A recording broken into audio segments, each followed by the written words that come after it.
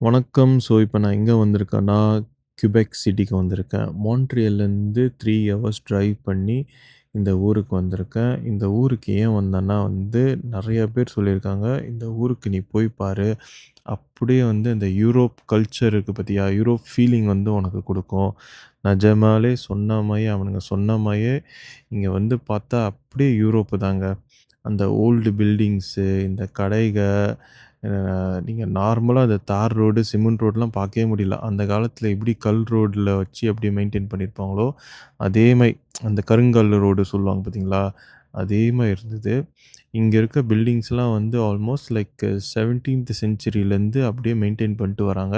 இதெல்லாம் முன்னாடி வீடுகளா இருந்தது. இப்போ ரெஸ்டாரண்ட்ஸு, பாரு அப்புறமா கடைகளா கன்வெர்ட் ஆயிடுச்சு.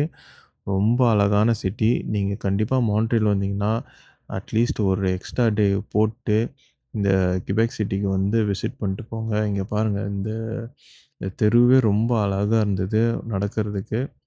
ஸோ உங்களுக்கு இந்த வீடியோ புடிச்சிருந்தா லைக் பண்ணுங்க.